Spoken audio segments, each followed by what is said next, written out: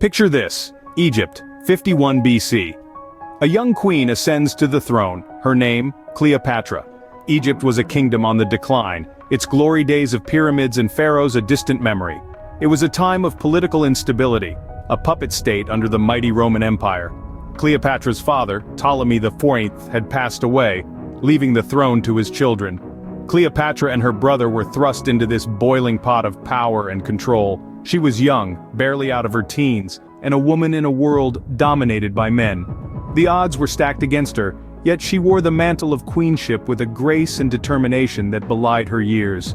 The patriarchal society of the time presented numerous challenges, but this was a queen who would not be swayed by adversity.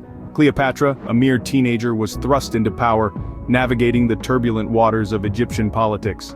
Cleopatra wasn't just a queen.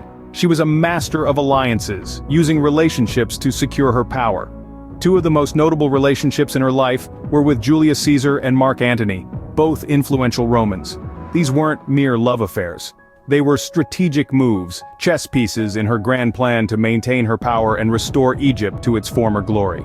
With Julius Caesar, Cleopatra skillfully maneuvered herself into a position of influence, bearing him a son, Caesarion. Mark Antony, on the other hand, was bewitched by Cleopatra's charm and intellect. Their union resulted in 3 children, further cementing her influence over him. However, these relationships were a double-edged sword. They gave Cleopatra power, but they also made her a target. Her relationship with Antony in particular roused the ire of Octavian, Antony's political rival. This led to the war that ultimately ended her reign. In the game of power, Cleopatra played with her heart, but also with her mind. Behind the allure and beauty, Cleopatra was a shrewd political tactician. She possessed an extraordinary intelligence, mastering many languages, which enabled her to converse directly with foreign diplomats without the need for an interpreter. This linguistic prowess was a powerful tool, enhancing her diplomatic reach and influence. Cleopatra was also a religious innovator, often portraying herself as a living goddess. This wasn't merely a vanity play, but a strategic move to rally her people, unifying them under her divine authority. This tactic reinforced her power and consolidated her rule, ensuring loyalty from her subjects. But it was perhaps her famed beauty and charm that were her most potent weapons. Cleopatra understood the power of perception. She utilized her allure not just to enchant, but to command, to negotiate, and to influence. She wielded these qualities like a seasoned diplomat, bending the will of even the most powerful men to her own. Cleopatra wielded her intelligence and charisma like weapons, bending the world to her will. Her life was full of intrigue and drama, but Cleopatra's impact reaches far beyond her lifetime.